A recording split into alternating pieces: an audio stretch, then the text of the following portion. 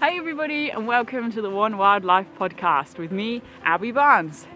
This is simply a show about life, and as such there are no boundaries to where our conversations can take us.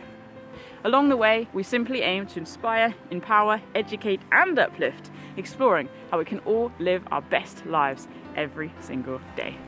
Before we get started, I want to mention that this podcast is hosted by Spend More Time in the Wild, which I founded in 2016 to help individuals get outside for the benefit of mental and physical health. Over the last few years, the project has grown into a worldwide community of passionate and courageous individuals working together to enjoy the beauty of our wild spaces and protect them for generations to come. You can find out more about both the podcast and Wild by visiting www.spendmoretimeinthewild.co.uk. Don't forget to subscribe to this podcast wherever you're listening, or head on to YouTube to watch the full episode. For those of you into the outdoor scene, Bob Cartwright is likely a familiar name. In 2005, he established the Outdoor Station with the aim of providing free, informative, inspirational and entertaining content to encourage people to enjoy healthy outdoor lifestyles. Since its conception, the podcast has received well over 14 million downloads, and Bob himself has published over 530 episodes where he chats with an impressive array of outdoor fanatics, documents expos and events, and shares walking diaries from his own hiking adventures. The Outdoor Station is now the longest-running independent producer of broadcast quality podcasts in the world. With this in mind, Bob recently overcame many technical challenges in order to branch out and offer online streaming events and videos where he chats with his guests and listeners on a live basis. One of my favourite things about Bob's style of communication is that it feels entirely selfless and truly engaged, and he never fails to encourage others in their missions and goals. Naturally, Bob himself is a keen hiker, runner and traveller. In 1981, he backpacked around the world in 18 months, and from 2005 to 2010, he competed in a number of notorious original mountain marathon events. Alongside all of this, Bob also runs backpackinglight.co.uk, with the aim of making long-distance hiking more accessible. Bob, welcome to the One Wildlife podcast. Well, thank you very much for the invitation, Abbie. And who is this person you're talking about? How on earth does he fit it all in? How does he fit it all?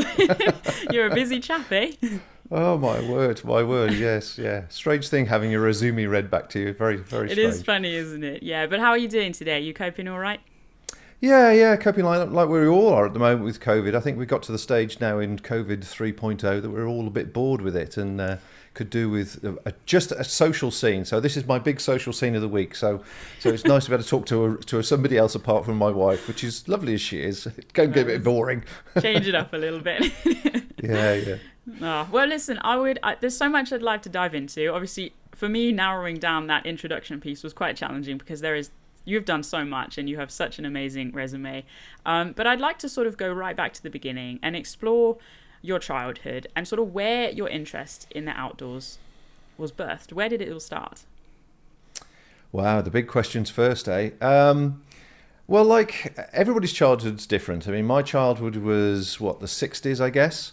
And the attitude to children and freedom and roaming is completely different than it is these days. And I have very distinct memories of my first home, which was on the edge of a town. So it was definitely classed as a rural community rather than, a part of an urban community. So I had free access straight away out of my front door to fields and just wild open spaces. In fact, just down the road from me was a deer park. And that became my chosen venue for adventures with the local lads, as it were, when I was young. But I was an only child, and my mother was of an older generation. She was an older mother. She didn't have me until she was 40. So her attitudes were quite different to a younger mother in their 20s and 30s. And she literally used to say to me, "Okay, well, you've had your breakfast. Lunch is at 1 o'clock. I'll see you later." And that was it. Kicked out the door and off I went. So I went down to the local sort of small estate of houses and made a few friends down there, and we just got up to mischief like kids do. So that was sort of early childhood. Yep. And then my father died. Unfortunately, my father died on my 11th birthday, just after I started high school. And it didn't impact me as much then as it impacted other people around me, because unfortunately in my family I'd had a series of deaths and funerals. So it's very hard. It sounds very callous, but actually I hadn't got a close personal relationship with my father at that age. I think that comes in sort of early teens, really, when you start to understand the person. So the school that I was sent to, I was sent to school. I take my hat off to my mother. She was a single parent, one child, and she paid for me to go to public school. Wow. How she did it, goodness only knows, and the sacrifices she must have made. But the school, like those sort of schools can be, they have all sorts of, external adventures, skiing holidays and, I don't know, that type of thing. And everything cost a fortune. It was ridiculous. But the only thing that the school did do, which was much more affordable, was only a few pounds, I seem to remember at the time. They'd recently bought a literally ramshackled one-room bothy just near Crickhowell in Wales. And my generation, 11, 12, 13, I suppose, 13, 14, was when you were allowed to go down to the chapel. It was an old chapel. And that's when adventures really started, because obviously you got out into the mountains. It had a stream outside the door. It had a tie-back toilet, which was, we all had to take turns and dig in a pit in the morning to empty it. And it had a Rayburn, and we slept on the floor, and that was it. Wow. And I loved it. It was magnificent. British bulldog every night, lots of broken bones and cuts and damages to each other. And then during the day, we would go yomping off. Now, listen to this for equipment. I had to think about this because I knew we were obviously going to talk about it. We went yomping off up the local hills on the Crickhowell Horseshoe. Some of us were wearing parkas. Jeans weren't allowed, so that was definitely a no-no. And I can't remember what was on the bottoms, but we had parkas, we had army surplus boots, we had army surplus rucksacks. I mean, this is showing how old I am, unfortunately. And survival equipment was huge, great fertilizer sacks. Wow. And that was a big day out. So impressive collection. So that's how it started. And I have to say, I really, I look back at the friendships and the people and the times that we had and the things we got up to and all the rest of it. Magical times, really magical. There's nothing quite like time spent outside with other people, no matter your age, to really build those proper good quality friendships and connections. I think you'd agree. Yeah, definitely. Yeah. So how did it go from, well, I mentioned in the introduction, in 1981, correct me if I'm wrong, you backpacked around the world. I mean, that's a very simple sentence to say, but that's a pretty big deal. How did it go from, staying in a bothy with your mates to backpacking around the world? Where did that come from? Okay, let's try and break this down into chunks. So, did the school thing, obviously. Finished school. University wasn't on the horizon for me. I couldn't see any future. As always, with kids of 17, 18, what am I going to do? I have no idea. So my mother, being the brutal Scotswoman that she was, said, right, you finished education, you've got to start paying your rent now, you better get a job. And that was probably the biggest shock of all, as parents can do. And I did exactly the same thing to my kids. Anyway, that's by the way. So one of the neighbours, literally in the row houses we were living at the time in Worcester, one of the neighbours were in the services. So I said, how do you join? Because it was easy, it was next door. Yeah. So I went through the process, went into the services for sort of 3 or 4 years, discovered in the process that it certainly wasn't the place for me. The discipline, lack of creativity, lack of spontaneity was definitely not didn't suit my character. So during that time, I met Rose, obviously my wife, and she was finishing uni, teacher training, and she said if I don't get a job at the end of that particular period, she was going to go off travelling. And we are talking the end of the hippie time now. We're talking, what are we talking? We're talking, late 70s, early 80s. So it's still a bit of a hippie trail going on. And she initially was going to go in a Land Rover with 2 guys to Kathmandu across land, and it was an old beat-up British Land Rover. Anyway, long story short, it fell apart and whatever. So there was a thing at the time called Top Deck Tours, and they took a London double-decker bus, and they would drive it to Kathmandu full of hippies. Oh my gosh! Wow. And so she and her sister, who cadged along, joined this. I mean, the adventures they had. You think I've had some fun? God, they've had some fun. So they literally drove across Europe, and this bus was a beaten-up old thing, and they slept upstairs, and downstairs was the party and the food and whatever. So she did that anyway. So she went off, and it was ahead of my decision of, okay, I'm going to do something. I'm going to go to Australia, because a friend of mine had just gone to Australia. And long story short, she went to Kathmandu, and then she made her way on her own as a single female during the period of time that Serpent program is on at the moment. That was going on at the time. Yeah, because there were lots of warnings in Asia about this strange character that was, I think he was poisoning people and burning them or whatever. So she headed down through, where did she go? Down through Thailand, made her way down to Indonesia. She had lots of adventures on motorbikes with different people, staying with villagers and all sorts of stuff. And by the time she got to Australia, I had just arrived. I packed everything up, went to Australia, went across Australia, and we met up at her distant family's place. And they, thankfully, lovely people that they were, took us in, completely unknown. They were Rose's fifth cousins and completely unknown to me. Wow. So that was the start of our Australia trip. And then we sort of, I mean, we are early 20s now, so it was like, well, what should we do? Well, let's just bum around. So we hitched lifts, hacked lifts up to the pinnacles in Western Australia. Car broke down on the way. When you're in Australia, you always have a car full of tools.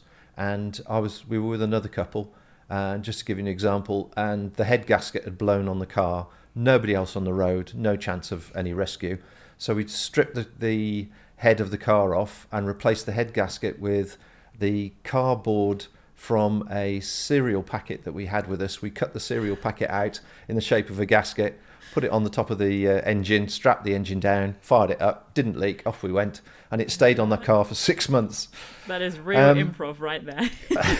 Well, there's nothing else going to happen. And the girl just got tucked into a box of wine in the back of the car while we did it anyway. And then I could go on. Basically, we went across the Nullarbor. We camped on the Nullarbor Plain.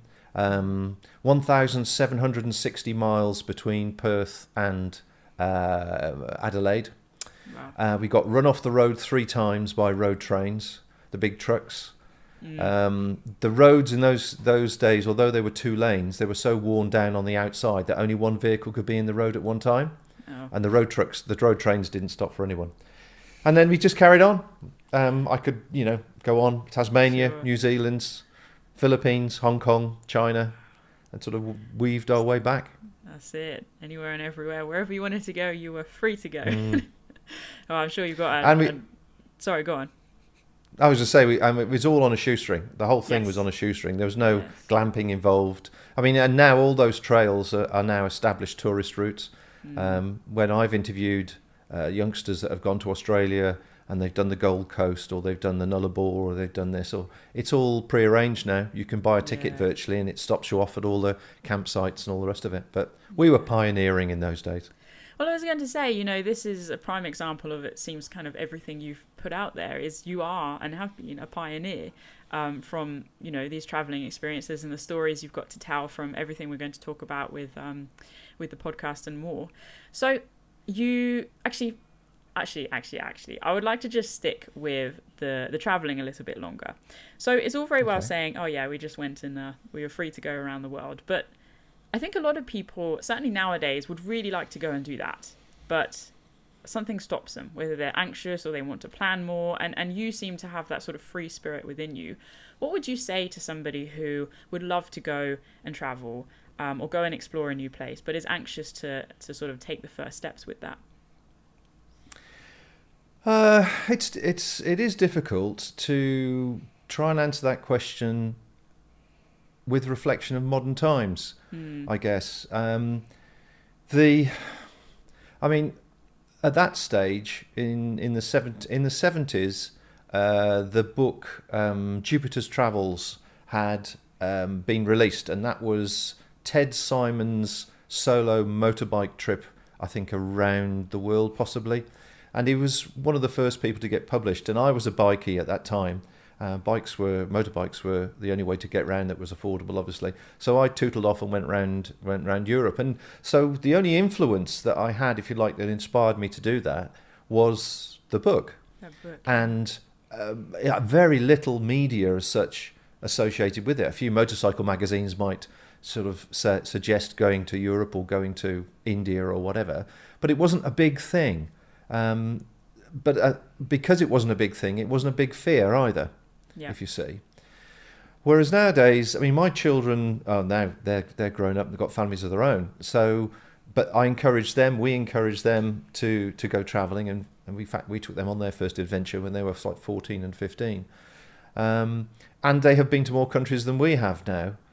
And again, you know, you let your children go, your heart's in your mouth at times, but communication is different now.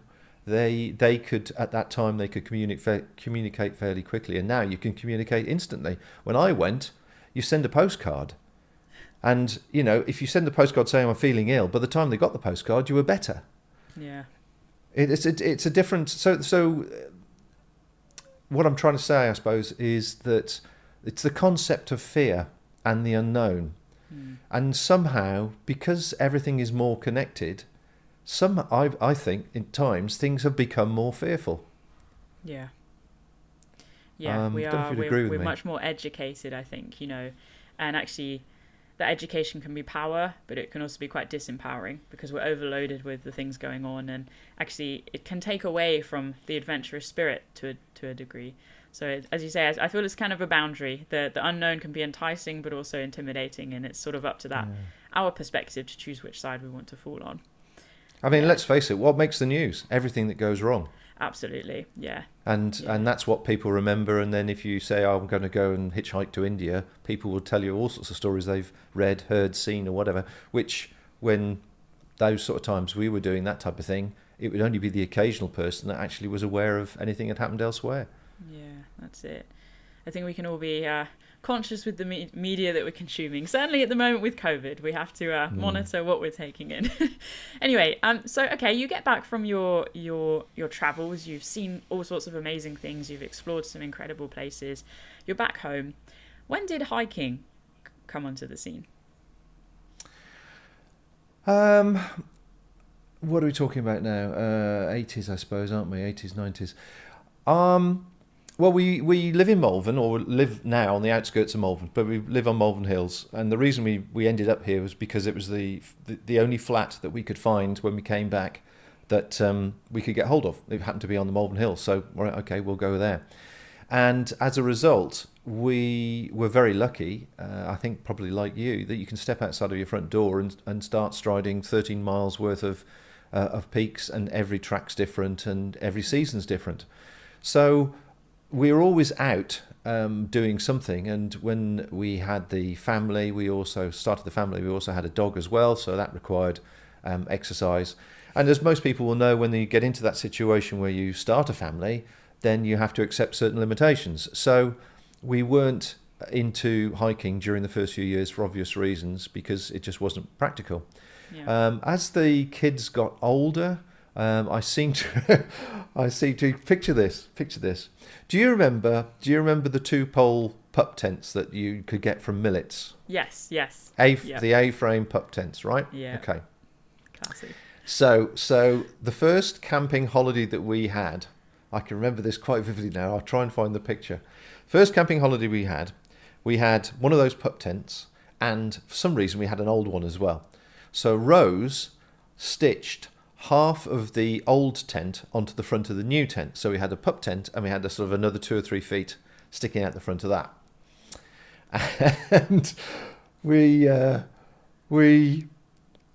went to, I don't know where it was, so somewhere in Devon, I think it was. Right, we're going to have a weekend where we haven't had a holiday. We've got to have a holiday. The kids need a holiday, whatever. And now we are talking, Naomi was 1 or 2. I think she was 2, which means Beth wasn't born.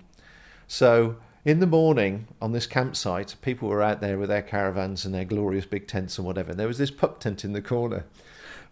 And they heard the zipper go, and you could see people going, "Where the hell's coming out of there?" And then, first of all, the dog came out, which was a spaniel. Yeah. Then Naomi, who was a 2-year-old in nappies and baggy pants, came out. Then I came out, which is 6'2", and then Rose, who was 8 months pregnant, came out as well. This pup tent. And that, for a few days, that was our holiday. That was all we could afford in those days, to be honest. And then as the kids got older, we had a bit more space. And then one day Rose said, "I am not camping with children in the rain ever again." And we changed then and started to going slightly further afield. But at that stage, as the kids were getting older, they then started doing things with us. And for example, Rose's father died when Naomi must have been, she was still at primary school, so about 7, 8, something like that. And there's 2 years between them, Naomi and Beth, so 8 and 6. So we decided, because Christmas Day was always, like any family, being a little bit fractious at times with certain members of the family, it was a good excuse to break the tradition. And so Christmas Day, for about 10 years, we hiked up Pen y Fan in at Brecon. Yes. And we had, over the years, we've had every weather. Every weather. You could chuck out your glorious sunshine to 3 foot of snow, and Rose being picked up and blown 30 feet in the air between snowdrifts. So, but that became our Christmas tradition. And the kids, like all kids, were like, "This is really exciting." And then they went into teenagers like, "Do we have to?" And, "Oh, I hate you." "No, I hate you more. But it became a great tradition. And in fact, as a family, it was wonderful because it was a good full stop to the year, and we found out more things about what was going on in their lives and their plans for next year. And so it was good times. So a long answer, I'm afraid, but I suppose when they were started to be 7, 8, 9-ish, we started getting more out and about more. Yeah. And then I got involved in the British Mountain Bike Federation as well. Okay. And the mountain bike scene. And I don't know if I mentioned that on the CV, but that's another story. Yes. No, I'd be interested in knowing more about that. Have to admit, mountain biking is something I've not done a lot of, but I would like to give it a go. The idea of having a conscious shot of adrenaline sounds quite fun, and it's a very healthy way to do that. So tell us more about mountain biking. I was involved with organising the Malvern Hills Classic, as it was initially known, which took place on the other side of the Malvern Hills. And the one year, which I think it was 91, I was the event director for the National Mountain Bike Championships, which was held at the Malvern Hills Classic. And it's the 30-year anniversary this year. So I'm looking forward to digging out the old material and seeing myself with hair and things like that. So I took up mountain biking, got involved in it through the local shop, My Cycles at the time. The family were great, really got on well with them, and I ended up giving them a hand and then ended up taking control of it. And so we ran the championships that year, and that was just something we did, as it were. 20,000 people, I believe. Had you been doing much mountain biking sort of prior to that? Was it something you were into? It was probably 3 or 4 years worth as I got more and more involved in it, yeah. But I mean, again, 30 years ago, I've still got the same bike that I used for... I rode round the course. This is ridiculous. How stupid am I? I borrowed a backpack from a radio station. I put a backpack on. I mean, we're not talking, micro stuff. We're talking lead-acid batteries, big stuff, on my back with a headset microphone. I cycled round the course and commentated at the same time. Impressive. Stupid. Absolutely stupid. I just remember the co-commentator saying, "We're going to hand over to Bob now. He's just got to the top of the first climb." Hi. Like... Thanks for that. Anyway.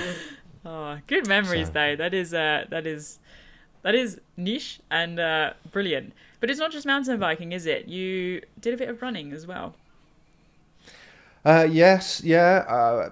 I've always been a runner. The whole family's are runners, and we got involved in adventure racing, and quite like the idea of challenging yourself from a navigational point of view. It keeps everything sharp, and also the challenge of trying to find all these points. We were never very good at it, in all honesty, but it was the camaraderie and the spirit.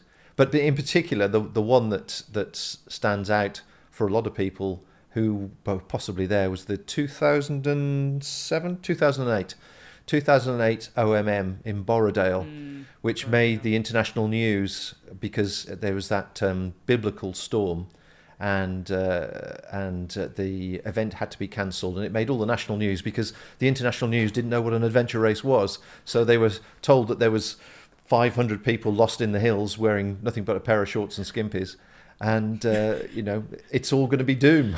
And so that's one of my most popular podcasts, actually. Oh, I don't think I've heard that one. I have to check it out. There are so many podcasts to listen to.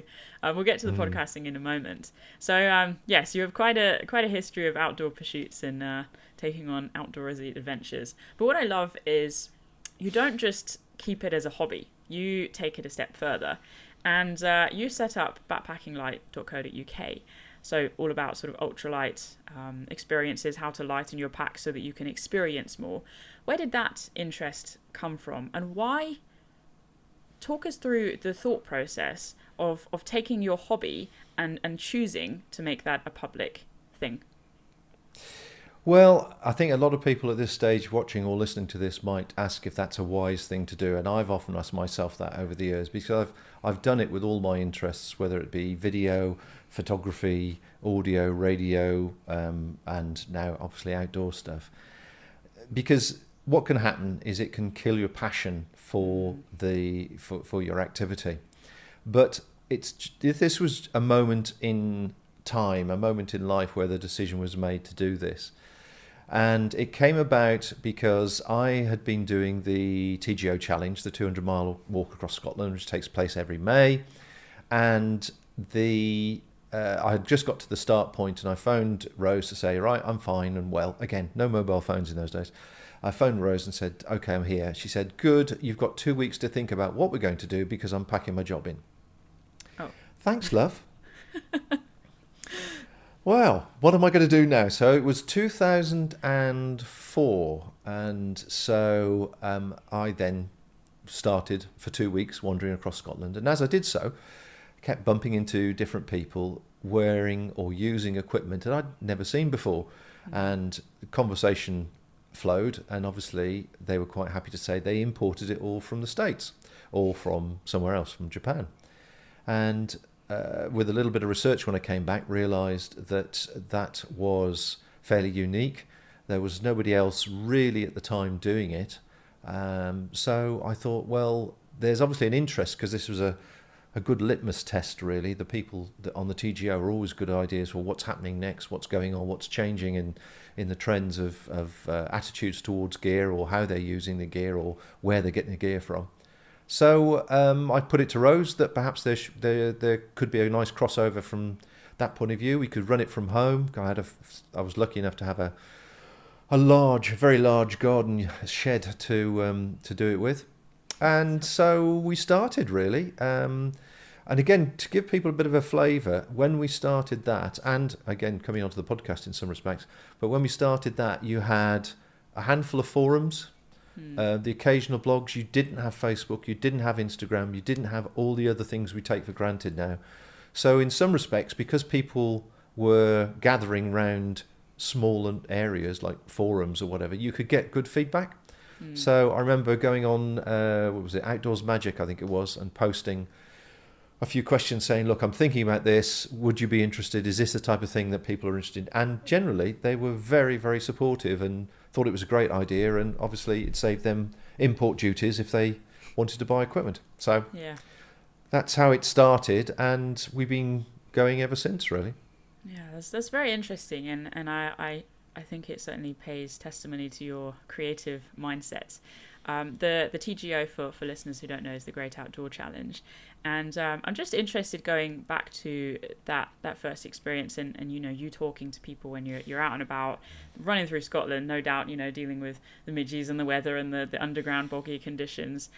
Does that, or does the outdoor space in general, offer you a creative space? Or is it sort of you find your flow when you're sat at a desk sort of writing things down? How do you create your ideas?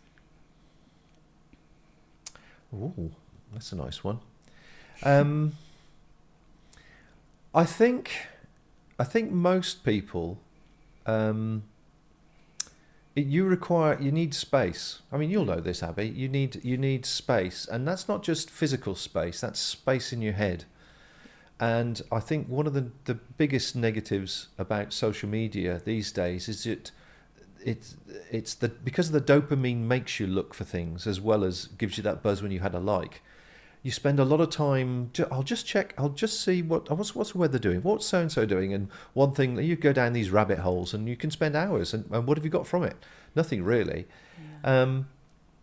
Part of my varied career was obviously working in radio and working in commercial production, producing commercials as well as different programs. And I would spend a lot of time with just a dictaphone and walking around the countryside or whatever, with different topics that I had to promote or talk about or whatever, just recording notes. And it was the freedom of not being distracted by anything else that I found most productive. Yeah. And as things have gone over the years, 15, 16 years later, here we are, I find almost that I've struggled to get a clear space in my head to try and be a bit more creative. In fact, one of the interviews I did was with, I think you know Katie Tunn up in Isle of Skye, yes, who's an artist. Yeah. And the interview was about her 40 Islands challenge, I think, where she was spending a night on all the remote islands. And it was the 14 days and 14 nights, I beg your pardon. And she was saying that after a certain amount of days, when she had absolutely no connection whatsoever, no influences, no social media, she found herself becoming more creative. And I really remember her saying that. And I can believe that too. I think once you get rid of all that stuff that you carry around with you. And I think that's the other thing, going back to the travelling thing as well. That's one of the great things about travel, is that once you get away from, you know, the decorating, the stuff that needs washing up, the bits that are in your life, get rid of those, and you get out in the wilds, or you go out travelling and you're not going back to do a job, then all of a sudden you start to relax and your mind becomes generally more creative. So does that answer your question? It does, and I think there's a lot that we could unpack there. You know, from social media, it's such a blessing, but it can be quite constricting. You know, to that intentional time where we're switching off. You know, and we can't all go and do these massive challenges these days. We do need to be on our phones, and you know, we've certainly cultivated a culture where, you know, we believe that having our phone in a pocket is obviously great for emergency situations, but how much of that is stories we're telling ourselves and how much of that is reality? You know, it's very questionable, and I think it's certainly down to the individual and the situations they find themselves in. But you know, you mentioned at the moment, or you know, in recent times, you're struggling to find that creative space, and it is about, you know, okay, these are the things I need to do. This is the time where it's my time, it's thinking time, it's walking time, it's whatever you need to do to you know, silence everything else. And it's very interesting because we're seeing the rise of these silent meditation retreats and you know, mindfulness, and they absolutely have their place. But I do believe it needs to start with that awareness and that perspective shift, and actually owning our time, you know, whether it is moving our social media apps off the front page of our phone so it's a few more clicks away. We basically want to do the opposite of what Amazon are doing. You know, they're trying to make things one click. We want to make things multiple clicks, so that by the time we've done all of those clicks, we're questioning, do I really need to scroll Instagram again? Like, I'm just going to the loo, you know? It's that sort of thing. So it does answer the question, and yeah, I think it's very relevant for the current time. Have you seen I think is it called The Social Network on Netflix? Social Dilemma. The Social Dilemma, yes. Yes, I have seen that. Very powerful. Yeah. It is, yes. It is. And then I switched it off and I went back to my phone. That's it. That's the trouble, isn't it? The data harvesting and things. It has to be an intentional choice. And me and my partner, you know, we're at the stage where no phones in the bedroom, so I've just gone and bought myself an alarm clock, but I'm one of those people that can't stand the ticking of a clock, so I had to go digital, and then but it's too bright, and it's just like, there is a time and place for a phone, but also I'm just trying to find a good alarm clock. Get yourself a cockerel. Yeah, we live on a farm, so there's a few of those about as well. They go earlier than I'd like, I have to admit. Anyway, so let's steer it back to you and what you've been up to. Podcasting. In 2005, podcasting was not really a thing. It was sort of becoming a thing. People were still, radio I think was the predominant listening basis for people. But you decided to set up a podcast. How and why did you decide to do this? Oh dear, these questions have got such backstories attached to them. Okay. Well, that's good. We want the stories. Okay. Right. Well, going back to literally my childhood of 7, 8, 9, something like that, I remember quite distinctly my father, for whatever reason, came home with a reel-to-reel tape recorder. And people hopefully will know what that is. But this one was one of the old ones. It had a big lever on it, a ka-chunk for play and ka-chunk to stop it and back and forward.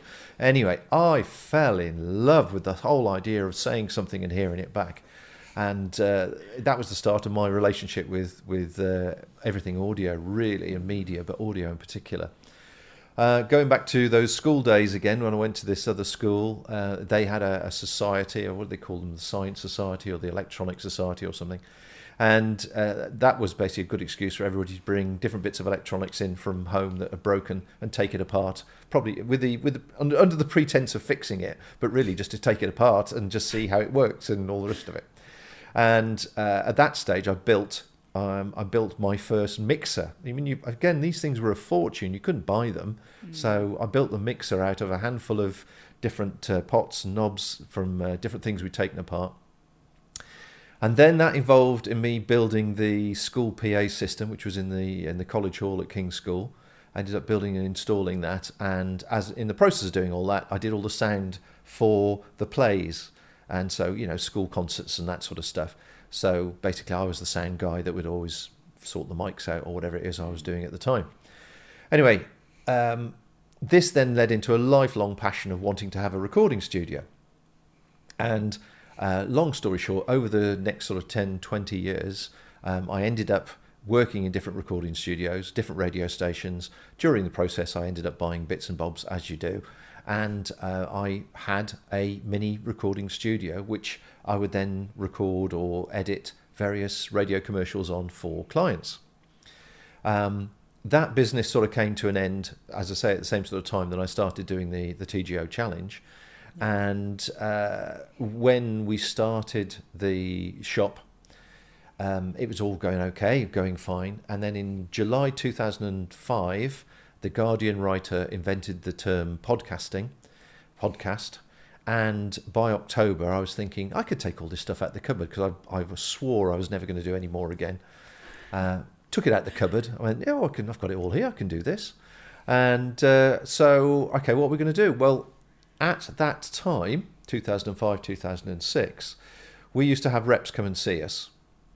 And the reps would say, great to see you, it's great to be able to call in, but the problem we have is actually we can never get to the Saturday staff because they're only in on Saturdays. We don't work Saturdays, and even if we could get to them, they haven't got time to see us. So we can't explain to the Saturday staff what, the advantage of this product was, whatever it was they were talking about it.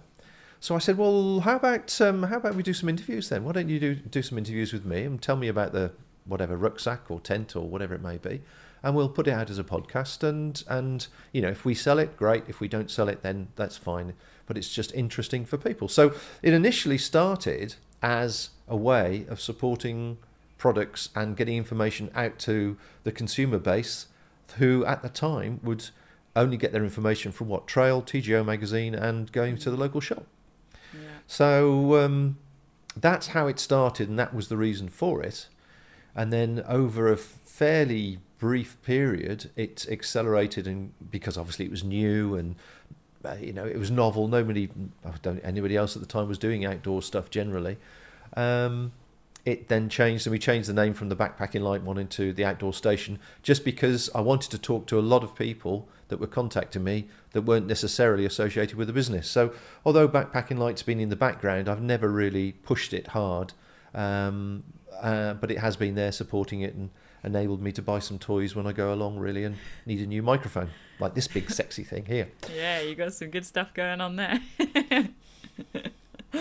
No, that's it's very interesting. And again, you've taken your passions and your interests, and you've turned them into something a little bit bigger than just a hobby, and I can imagine those people coming in. Were you making any money out of it? Were they paying you to advertise?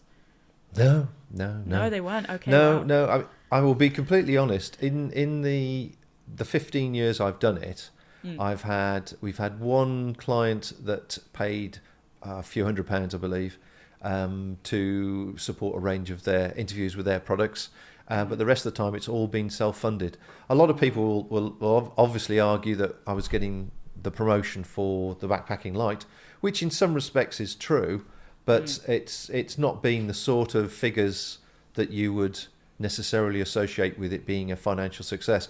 And if I'm being honest, I missed the boat. Once the ball started rolling, by about the late 2008, 2009, I really should have got it sponsored. Because I had really, really good numbers then, because it was just starting to get noticed. But looking back on it, again, back to this, be careful what you wish for. I started it, I could record an interview like this in an hour. It would probably take me then another 2 to 3 hours to edit it and then post it.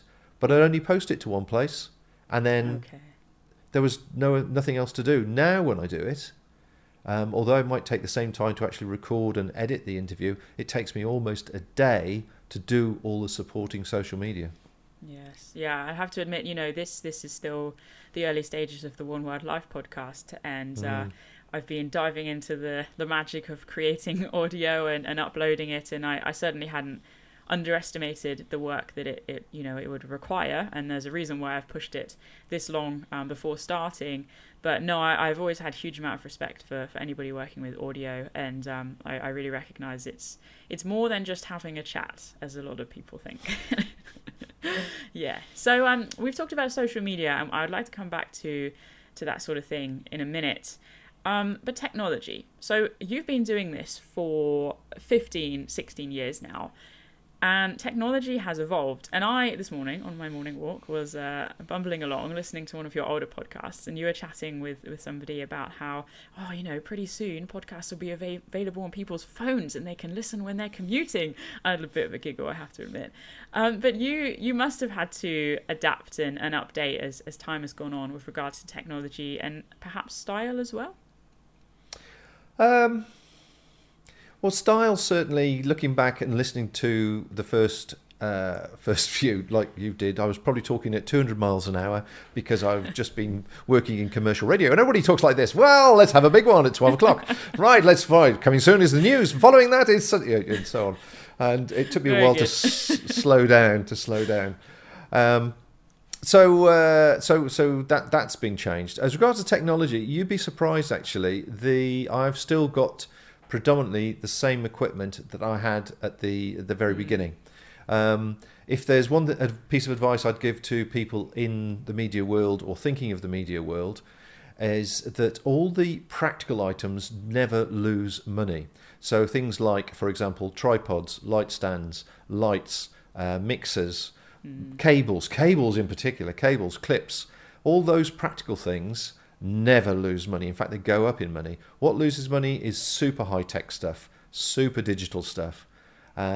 So I started with a mini disc recorder. In fact, I've still got it here somewhere. Oh, wow. A little mini disc recorder and a microphone. I think I can't remember who it was now.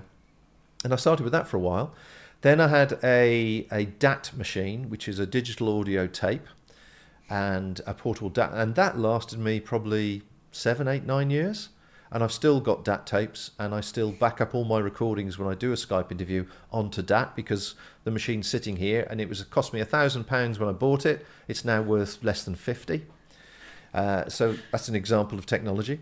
And now we have, of course, got these wonderful digital recorders, which are started off as glorified dictaphones. And I've got several of those. And yeah, they all do the same job as far as I'm concerned. The difference is the quality of the microphone and the quality of the mixer, and your knowledge on how to use a mixer to make the sound as you wish, as you want it. But some of the projects that I've really loved doing, I've done 54 different podcasts related to the TGO Challenge, as you pointed to earlier on.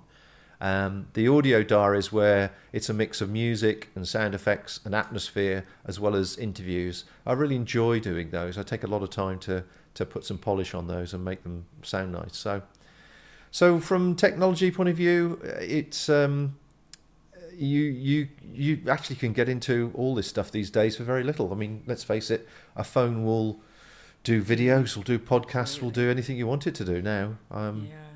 It's very much accessible, I feel, these days. And I mean, we talked before we started recording. It certainly helps to have an audience when you get started. Anyone can start a podcast, but not anybody can get it out there, or it certainly takes a lot of work.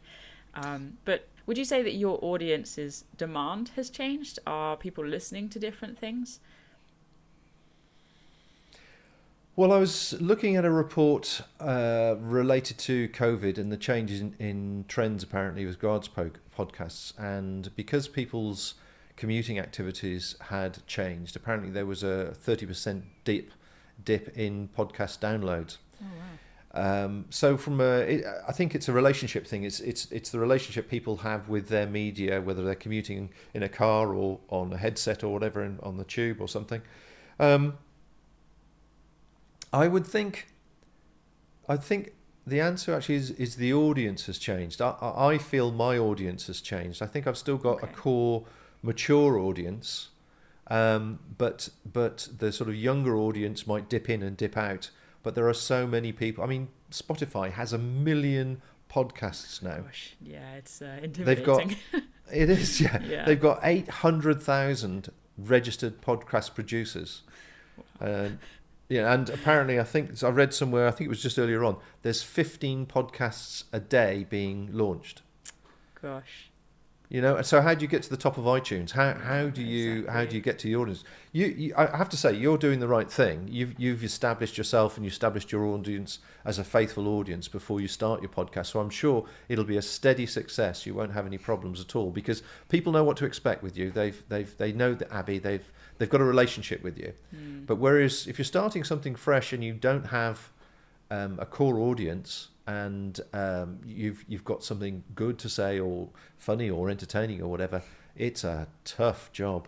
And to answer your question, what I found is that I think my audience has waned. My peak years were probably up to about 2013, 14, 15, something like that. And it started to wane as more media has become available. I mean, I'm doing the same thing. I'm finding information from different places. I'm not going back to the same people that I used to go back to 10 years ago for information. So we're all the same. We all change our habits. That's it. Shifts and changes. I mean, you alluded to earlier, sort of missing the boat perhaps with sponsorship. And I'm sure it's been one big learning curve and big old journey. Would you mind running us through some of the peaks and troughs of what you've been doing? Because you've been doing this for a long time and things have changed. And as you say, your audience has changed. What have been some of the highs and what have been some of the lows? Let's start with the lows and then go to the highs. I think that's a nice way to do it.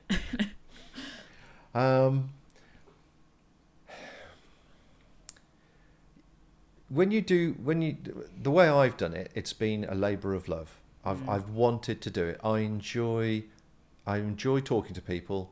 I enjoy helping people, and I enjoy trying to get a story that others I'm sure will find interesting. That's the nice part.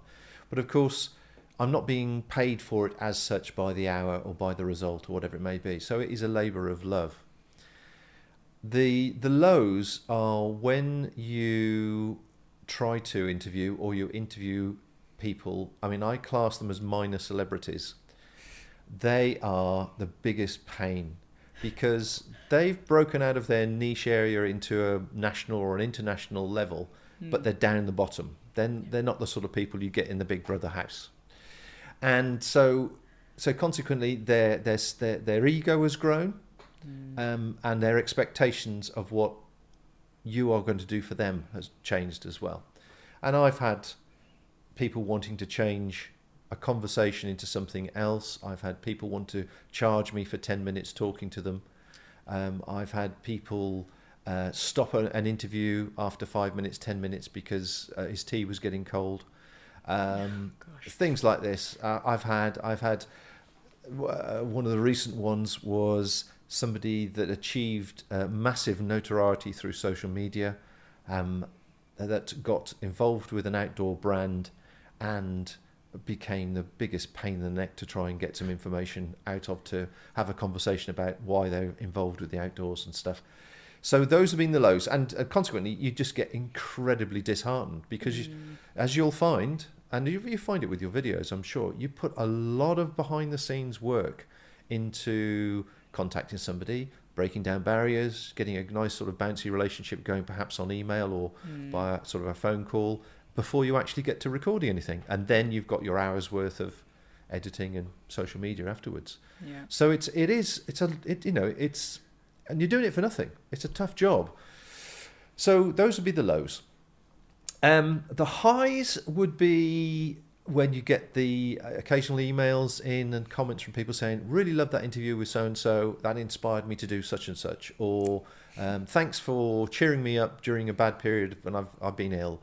Those sort of feedback things are very simple, but like any thank you, as it were, they really, really go a long way.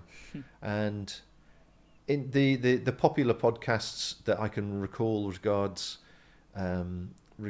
content usually involve things that go wrong. so as you know yourself, those are the out of the pain comes the pleasure, comes the fact that people have enjoyed it, Yeah. Is there anybody in particular you've spoken to that you still carry the memory of the conversation that it inspired you personally? 500, there's so many. I was going to say, it's quite a few to recall. Yeah. Well, obviously, in prep for this conversation, I have actually gone back through the catalogue and actually looked at it myself going, blimey, I didn't realise I'd done all this. I think that there was one where I've made a note of it somewhere. And I don't know why it struck a chord. This is Peter Milner, who was the station commander at Halley Station on the British Antarctic Survey. I just listened to that one. Have you? Yeah. It's a place I'd love to get to, Antarctica. Cold polar places they're my dream. So I've downloaded all of those to re-listen. Oh my word. Well, I hope you enjoyed that. I did so much. He kept in contact. I was sure it's 2007, so that was podcast number 147, if anybody's interested. 2007 I recorded that, and he kept in contact, and he came to visit us when he came back from Antarctica. And as it happened, he only lived in Cheltenham, just down the road. So we saw him, once or twice over the sort of 10-year period, something like that. But sadly, he died of cancer not so long back. And he was such a lovely chap, both in person and also to talk to. And when you listen to the interview, you can hear he's professional, he's factual, it's to the point, a little bit of humour, but and because he's factual and non-expressive, as it were, it actually strikes home much harder. So I hope you enjoy that. Yes, yeah, it's a very insightful conversation. Well, listen, not everybody wants to be a podcaster. Not everybody wants to shoot videos. Quite right. But everybody has their own goals, and I mentioned in the introduction that you're fantastic at encouraging people. I always come away from your conversations feeling like, yeah, okay, time to go, let's get on with my things. And I think that's something that really comes across very well. You are very selfless, very encouraging. But what would you say very directly now to somebody who has maybe a trail that they want to take on, just like we talked about with the traveling earlier, or some other public production that they'd like to put out? Maybe it's their artwork, maybe it's graphic design, maybe they make candles, whatever it is. What would you say to them to sort of give them a bit of a head start? I would say it's the size of the fear that's stopping you. It's how big that fear is in your mind. So what are you scared of? Scared of failure? Scared of embarrassment? Scared of being laughed at? These are all things that we allow to grow in our mind. And as we spoke about earlier on, it's so easy to find the negative about anything now. Yes. You can just Google it, can't you? What's the problem with X? And you'll soon find out what the problem X is. Is this food bad for me? Exactly. I've got a backache. What could it be? So there's so many ways of saying no to something. There are two trains of thought. My predominant train of thought is I've got two sayings that stick in my mind. One is the 7 Ps, the Royal Marines. Proper preparation and planning prevents piss poor performance. The other one is no one plans to fail, they fail to plan. And the third one is, and this has been quoted by different people over the years, but George Bernard Shaw apparently quoted this one in slightly different terms. There's only 3 types of people in this world: the ones that make it happen, the ones that watch it happen, and the ones that wake up in the morning and go, what the hell happened? And those 3 sayings have always been buzzing around in the back of my mind. And I was thinking, well, if I was going to do something, I've just, okay, I've got to plan out certain aspects. But if you plan for everything, then you won't enjoy the journey. Yeah. So my statement would be something along the lines of, do it because you want to do it, not do it because you want the adoration. Yes. So get the pleasure from the journey, from doing it, not from arriving at the destination. Yeah, I think that's very, very powerful, and it's very relevant at the moment, and this is where I'd like to bring social media in. It's all very well setting up a Facebook page or a YouTube channel or a podcast, whatever it looks like, but it's not, unless you're exceptionally fortunate, and fortunate is also a debatable word, it's not going to go through the roof overnight. It's a slow, steady progression, and sometimes things will go backwards, sometimes things will go forwards, and that's why it's so important to enjoy what you do, to have that in-breath, that time where you can be creative and you can stay on your path rather than be led and dictated and directed by likes and external sources. And it seems you've really stayed true to that, which I admire. Well, I don't know about that. I don't know. You've been running your own social media for. You're a digital native, really. Your age range is a digital. You've grown with it. It's been part of your DNA, whether you want it or not, as in your sort of younger life. Whereas my generation are having to deal with it, saying, well, is it like a newspaper? No, it's not quite like a newspaper. Well, it's like a magazine then. Well, it's not really quite like a magazine. It's like a TV station. Well, it's sort of like a TV station. And you spend a lot of time trying to analyse it in your own mind to try and get some understanding of how to use it. Whereas you will breathe it in organically and digitally and enhance it. And everybody will go, isn't she wonderful? Whereas I do it, and he goes, what's that old bloke doing? I don't know. He doesn't know what he's doing, does he? Which is more the truth, really. Well, I noticed you've been a lot more active on social media, but I have to admit, if I didn't do this for a job, I wouldn't use social media because it isn't my scene, and I do make a point of only going on there to upload things, and then I'm like, great, this is just basically like an advertising channel. That's not what I want either. So it's like, maybe I should go on and just say, this is a nice scenery, enjoy. But I'd rather just encourage people to get out. But yeah, it's finding our own paths, finding our own ways. I'd like to ask you a question now, which may be a little bit controversial, but we'll see how we go, if I can word it the right way. So you mentioned when you uploaded your 500th podcast that you'd had a lot of thoughts at various points of jacking it all in, to quote you. It really made me think about Wild, and it made me think about everything that I'm doing, because like you, I have an audience. We both have an audience. We have our core followers who have followed us for a very long time. They support and encourage. They're always there, got our back. But what would happen when I'm gone, when you're gone? And I wondered, do you have any plans to pass on the legacy of the outdoor station? Because I feel very passionately that it's not something that could just disappear. You have so much content here. You have so many inspirational stories. Do you want to see it continue for a long time to come?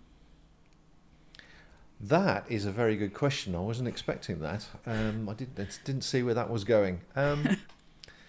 Interesting, yeah. Well, I will admit that in the last few years, I think I've had several highs and really big lows about the whole thing. Because, as you alluded to yourself, when you have an audience and you have a channel or an outlet for your consistency of what you do and what you're passionate about, it can sometimes be a stick that beats you as much as it can be a joy. Absolutely. And you think, I really need to get something out this weekend. I really need to do so-and-so. I really need to so-and-so. And that little negative thought in your mind really beats you.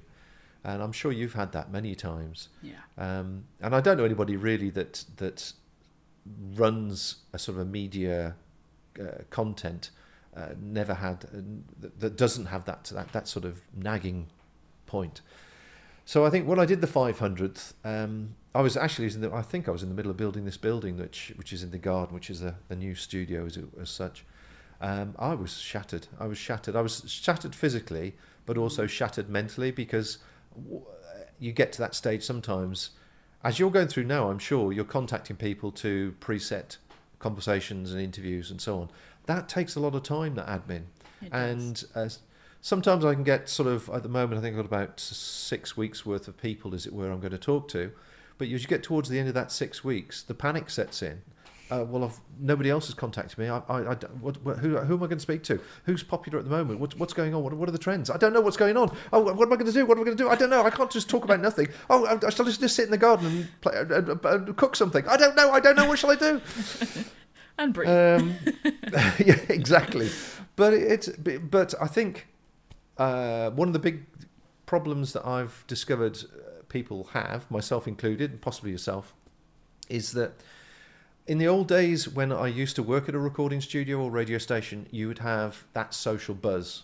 So you would be around the coffee machine, sharing jokes, stories, whatever it may be, talking about projects you may or may not be working on. But you'd have that sort of social dynamics. And working from home, as we have done for the last 15 years, that's reduced naturally, but we still saw people. And then since COVID, of course, that has really been narrowed down. So you don't see anybody at all. Yeah. And so sometimes that sort of bouncing off and just talking about rubbish, football or what, I don't know, anything, sometimes you just need that to lift your spirits and go, yeah, okay, I'm ready to go. I'll get back to it now. I've got a great idea. I'll go and do so and so. But to answer your question about leaving it, I did wonder. I mean, I'm going through this stage at the moment. You mentioned about doing the live stream, which I'm sure we're going to come on to in a second. But it's exhausting. It really is exhausting. I'm not want to sound negative. I'll just be factual. It takes 3 to 4 days to prepare for a live stream. Well, you're running a show. There's so much to it, from the tech to the flow in which the conversations are going to go, to anticipating anything unexpected that might come in. There really is a lot to it. Yeah, and the answer to I mean, it's a good question, actually. What do I want to happen about it? I mean, the thing is, if anything happened to me, the payments would stop, and that's it. It would just disappear. And that's sad. Nobody's sort of shown interest. It's a good question. Maybe if anybody watching this wants to get involved, be my co-host. Something to think about. Co-host wants to get hooked on something that'll never let you down. Get in contact. No, I think it's fair to not have a direct answer for that. I just wanted to throw it in the mix. Okay, you mentioned live streaming there as well. So I've been listening to the journey of getting your broadband up and running and having your 4G aerial in the garden and, dealing with the signal coming and going. But that all seems to be up and running somewhat smoothly now, I think. Correct me if I'm wrong. How are you finding the live streaming? And why did you decide to start doing live streaming in the first place? Okay, let's wind the clock back slightly. So in, what are we now? 2021, aren't we? So in 2015-ish, I was ready to live stream. So you can imagine turning the clock back 5-6 years, the impact that would have made. That would have been quite revolutionary, as you say. First one out the gate, early adopters and all that. So I was ready to do it. I had the equipment to do it, and I was ready to go. But we did not have, where we were living at the time, didn't have the broadband. Even when we eventually moved to offices, I didn't have the broadband there. So I've been kicking my heels since 2015, going, well, I'm ready to go. I'm literally ready to throw the switch, but I can't do it. Part of the points you made about, podcast number 500 about feeling, shall I pack it all in, was still the frustrations of waiting to get the fibre in. And it was fitted here just before Christmas, just literally a couple of days before Christmas. And all of a sudden, it has made a massive difference. But of course, during the COVID year, the 2020, people have naturally jumped on the bandwagon. They're doing a variety of live streams, be it Zoom based or like you do, a sort of 1 to how many? I don't know which system you use. Just YouTube. Yeah, YouTube. Of Yeah. course, yeah, straight YouTube. Yeah. I mean, it's become commonplace.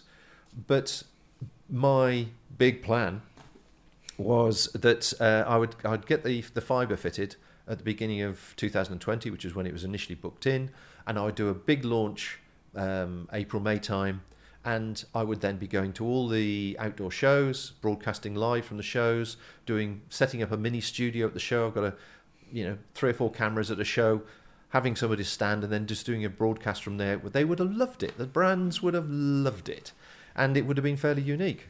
Absolutely. But because I'm actually behind the curve, because literally I only started at the beginning of 2021, really, I'm sort of still playing catch up, which has been incredibly frustrating.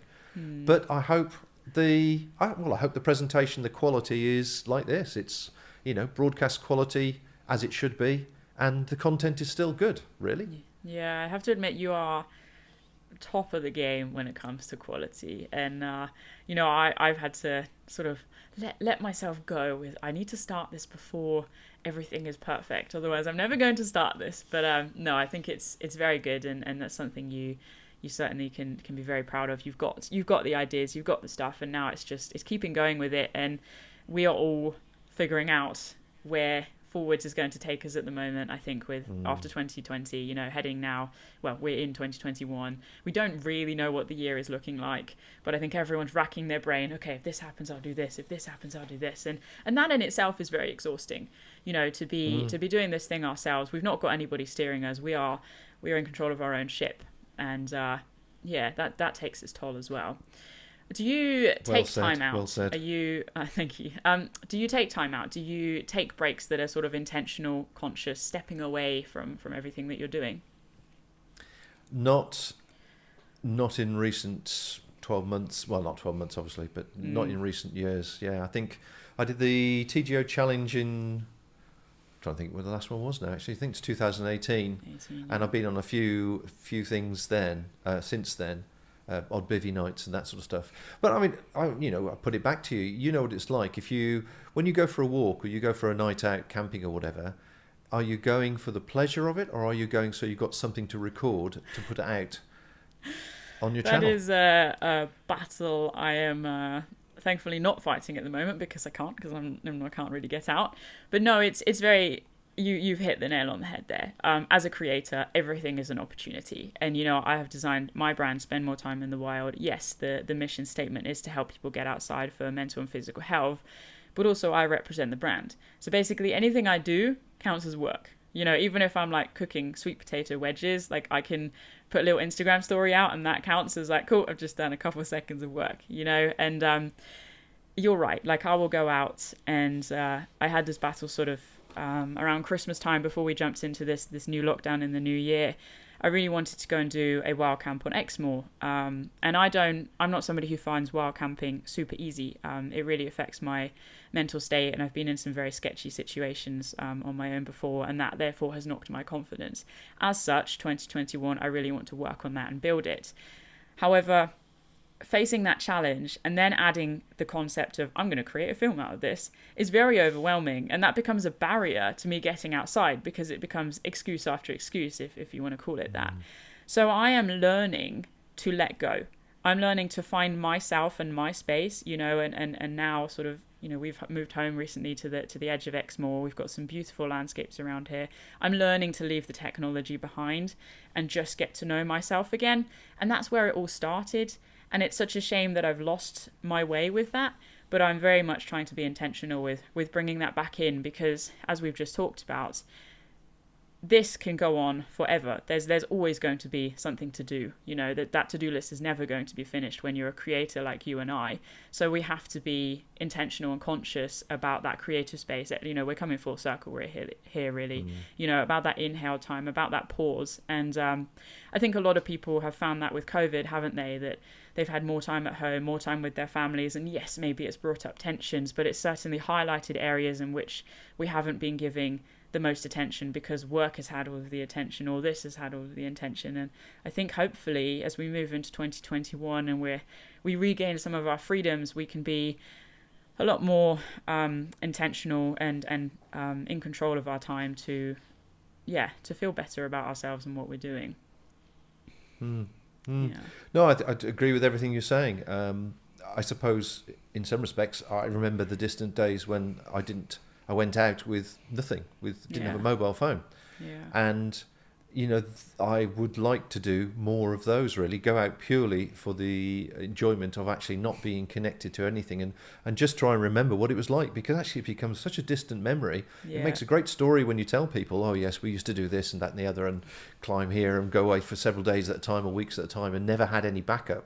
Yeah. And in fact, I think if I'm being honest, if I left everything, all the camera gear and the recording gear behind, I'd still struggle to let go of the phone. Yeah. And I don't know why. What's going to happen, really? Yeah. No, and for me as well, it's, I'm really just enjoying the subject as a whole, because as I say, it's something I'm really working on. I love creating films, just like you love your audio, as you have for a long time. And for me, creating films, it helps me to hold on to those memories. I struggle a lot with my memory as part of a side effect of what I deal with my mental space. And so having the videos and going back through, those become my memories. That's my archive of stuff I've done. And it makes me feel very proud and connected to myself. But at the same time, one thing I've been doing is, and maybe listeners might want to try and give this a go themselves, is if I see something nice, I don't have to take a picture of it. If I do something cool, I don't have to do a little vlog, and also perhaps I will, because I can then keep it for myself to help myself remember it. It doesn't have to go on social media. And I think that's one reason why my followers, for example, might see that I've been a lot quieter on social media, and it's because I don't feel the need to post stuff. I actually just want to be present in my life, and perhaps if it's relevant, if I've got a bit of a story to tell, then I might share it, but it's very, very rarely immediately. I might wait a couple of weeks. I might, throw ideas around, and then I'll pop something out. And it's funny because people comment like, oh, like, I thought it was raining down your way, or, we've got snow. Why haven't you got snow? And it's like, well, I didn't take that today. I took it a few weeks ago. And it's sort of challenging that a little bit, which it requires energy, but it feels very refreshing. Yeah. I would say Rose is exceedingly good at being present, and she hates social media with an absolute passion. And she would be great. She'll just drag me out of the house and go, look at the sunset, and we just sit and watch the sunset. Not take pictures of it and send it round to the family or whatever, just sit and watch it. And those times are becoming few and far between, sadly. My mind is cluttered. Basically, I agree with you. Mind gets cluttered. Yeah, but I think it's really good to just have this short section of conversation about it, because certainly you and I, we represent the you're the podcasting world, I'm the YouTubing world to some degree, and we can say quite categorically, if you're doing this, it's important to take breaks. If you're going to go into it, take it steady and don't lose yourself in it. So I think that's a nice place to start to wrap this up. So with the One Wildlife podcast, I have 10 quick fire questions to throw your way. So my questions are quick, but your answers don't have to be. Take as long as you want. If you're ready, we'll jump in with number 1. I didn't know this was coming. Go on then. Go on then. All right, so first question. What was the last book you read and loved?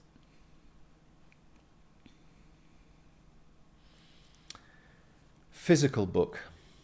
Yep. It's down here. Where is it? Trekking Atlas of the World. Oh, okay. Why did you enjoy that book? Fantasy. Just takes me back to places, a few places that I've been, but places I'd still love to go to if I could release myself. That's nice. I do love a good exploring book. Okay, question 2, real simple one. Are you a morning or an evening person? Evening. Why? Just can't get out of bed in the morning. Honesty right there. I mean, having said that, I love getting up crack of dawn when I'm camping, but normally, no, evening. Take it steady. Fair enough. Okay, question 3. Now this is a very, I'll be interested to hear your answer. If you were reincarnated as an ice cream flavour, what flavour would you be? Chocolate chip mint. Yeah? Is that your favourite Yeah. or just because? Well, it's sort of, sharp and sweet at the same time. Oh, just hitting all the points there. Look at that. Very rounded. All right, number 4. What did you want to be when you were growing up? I initially wanted to be a helicopter pilot in the Navy.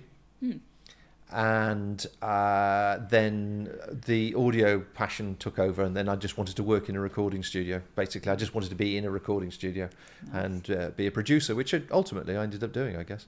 That's it. Very good. Okay, number 5, halfway. What is your most unusual talent? How long have you got? Well, it depends what your answer is. My most unusual talent. Oh my word! I have several unusual talents. Do you? Look at that. I like to spoon carve. Okay. I like juggling. And I like calligraphy. Calligraphy. That's interesting. Have you always enjoyed that, or is that just come out of the blue? Well, I've enjoyed it until my fine motor control started to disappear because I'm using computers all the time. Now I struggle to write my signature. Okay, question number 6. Who has inspired you most in your life? Wow, that's one of the questions I like to ask myself, actually, of people. Inspired me the most. Do you know something? I think in everybody's life there is one person somewhere that does this, that inspires them, and it can be completely random. You speak to people that are sort of established sportsmen or whatever it may be, and it's usually the team manager when they were a toddler that made them think about getting bigger from that point of view, you know? Yeah. But to answer your question in my case, it's easy with multiple choice. Can I come back to this one later? Who inspired me? Come on, who inspired me? Which area in particular? I think Paul Catamol was his name. Okay. And that is the person that took me the teacher that took this for me for the first time down to the chapel in Wales. Yeah. And he was a very empathetic person, and as I say, my father had recently died, and it wasn't the norm in those days. Single parent families were not the norm. Divorce didn't really happen that much. So I was very unusual that I was an only child at that stage, and certainly had a deceased parent. And he took me under his wing and just what's the word? Made the world right, really. You know what I mean? It was a good father figure for the time that I needed a father figure, I guess. That's great. That's really, really good to hear, actually. Okay, question 7. When you're 80 years old, what will matter to you most? My health, breathing. Yeah. Yeah. I think the thing that I would hate most of all is to be incapacitated. I would hate to be fed by somebody and all the other things, and I respect the people that do that for others to the nth degree. The patience, they are absolute angels, all of them, that will help people who are incapacitated for whatever reason. So I would hate to be one of their customers. Yeah. Still off yomping in the hills, hopefully. Well, let's face it, if you're going to die somewhere, it'd be nice to just wander off and die, wouldn't it, really? And that's it all sorted then. Sad for the person who finds you, though. Yes. You've got to think about where you're going to yomp, aren't you, really? Yeah. Okay, question 8. I like this question. What is your favourite food?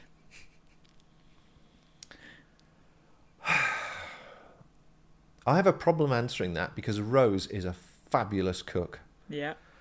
And the 30-odd years we've been together, I can only think of 2 meals that I've ever gone, I don't really like this.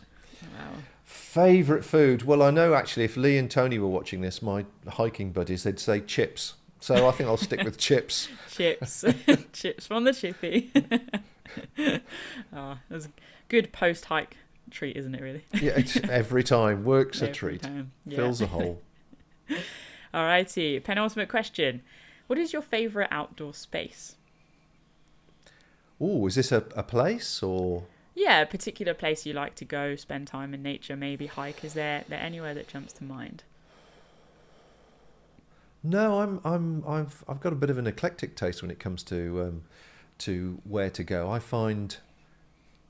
think I can get pleasure from most places. Yeah, that's good. So I do find, somebody asked me something similar many years ago, and I do find that when I was in Scotland, again, TGO and the various places I've been in Scotland, I do feel like I'm coming home in some respects. And my mother was a Wallace. They shall never defeat us. Exactly. Yes, yeah, always a bit of a rebel, and so I've apparently a distant relative of William Wallace, so always been a bit of a rebel. Claim to fame, right there. Yes. Why is that not your podcast produced by a relative of William Wallace? Well, somebody might ask me to prove it. I don't know. True. I've been promising myself to do the TGO challenge in a kilt in my tartan. I'll look forward to seeing that. Well, yes. So will the ticks. That's the problem. That is true. Yeah. Oh, brilliant. Okay, final question. Do you have any catchphrases or mantras that you live your life by? Well, I did. Yeah, I did tell you them. No one plans to fail. They fail to plan. Yeah. And then the other two as well. Yeah. Oh, brilliant. Well, Bob, listen, this has been a really enjoyable and insightful conversation. I hope you've enjoyed it as well. But thank you so much for coming on the One Wildlife podcast. Do you have any final thoughts or anything of inspiration that you'd like to leave our listeners with today? Well, I think inspiration's hard to come by at the moment. We're all lacking inspiration, aren't we? I think probably I've enjoyed talking to you, and it's been a while since I've been interviewed, so it's been a bit nerve-wracking to be on this side of the microphone for a change. But thank you very much indeed for the invite. I think I get this feeling that, like you were sort of saying earlier on, how things are going to change. I think, we're not going to get as many interesting outdoor shows, trade shows, whatever it may be, and I think we're all trying to sort of find our way at the moment. One thing I would like to do, I'd love to, if possible, find some people to collaborate with in some format or other on the live streams. I think the live streams have potentially got legs, as it were, as regards where they could go. But as I say, we're all sort of finding our way at the moment to try and work out if there is a future in it and what's the best thing to do. But something's got to replace these big social gatherings that we used to have, where we'd go and have a look at equipment and talk to various people. So why not live streaming in some format or other? Yeah, that sounds good. Well, I'll make sure to leave all of your contact details in the show notes so people can get hold of you and get in touch and hopefully have a listen to some of your stuff as well. But do take care, Bob. I'll be tuning into your next episode. And thank you so much for featuring on the show. No worries. Likewise, Abbie. Thank you very much. All right, take care. Take care. I really hope you enjoyed this episode with Bob Cartwright from the Outdoor Station. If you've been inspired to listen to his show or tune into a live streaming event, do head to theoutdoorstation.co.uk to find out more. For all other links, as always, do head to the show notes. Don't forget to hit subscribe, leave a review, and share this piece with your friends and family. Thanks for listening, folks, and until next time, stay wild.